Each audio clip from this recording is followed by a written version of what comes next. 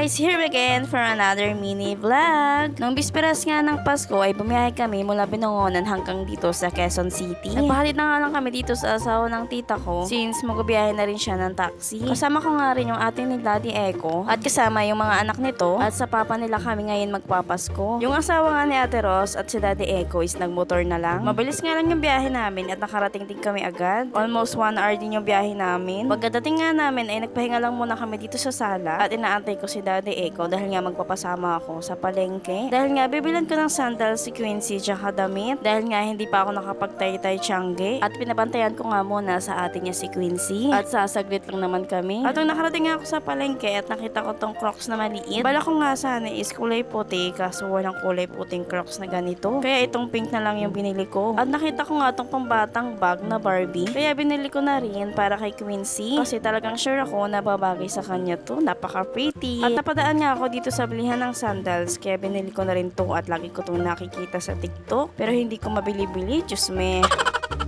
Wala na nga ako makitang ibang dress, kaya ito na lang yung napili ko. Simpleng dress lang, pero alam kong babagay talaga ito sa Jonakis ko. Dahil alam kong komportable to pag sinuot niya. Dahil nga, press ko talaga yung tela nito. At pagkawi nga namin, nakita ko naman tong batang to at nakikipaglaro sa mga pinsan niya. At habang nasa good mood pa itong batang to, kaya nakatulong at nakakilos ako kahit papaano. Tumulong na nga muna ako maghayat ng mga ibang samya, dahil si tita naman yung magluluto. At nagluto nga muna sila ng ulam namin. Itong native na manok na adobo sa gata. At ito na rin pala yung mga nagayat naming samya. At meron na nga rin ditong mga nakamarinate na karne. Tulad nitong pork chop at nakamarinate din tong baboy at yung manok at aadobohin daw ito. First time ko nga magpapasko na hindi ko kasama mga kapatid at magulang ko. Pero sa bagong taon naman, isa Binangonan kami. Iba na kasi talaga kapag may pamilya ka na dahil maraming mababago at kailangan din nating masanay. Kaya nga, totoo talaga yung mga sinasabi ng matatanda na pag dumating yung panahon na may pamilya ka na at talagang mamumulat ka sa realidad ng buhay. At bilang may pamilya ka na nga, sa tulad ng mga okasyong ganito, ay bibihira mo na lang talaga makakasama yung mga mahal mo sa buhay. At syempre, kailangan niya magbigay ng partner nyo. Kung sa side niya ay Pasko, ay sa side ko naman yung bagong taon. At para naman kahit papaano sa mga ganitong espesyal na okasyon,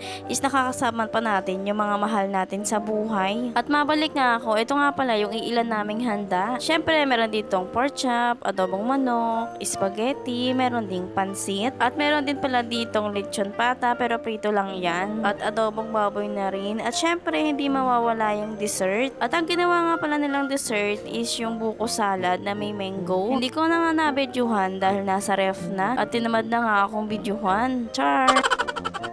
At syempre inantay na nga namin mag 12 PM at ito na nga ang mga kaganapan.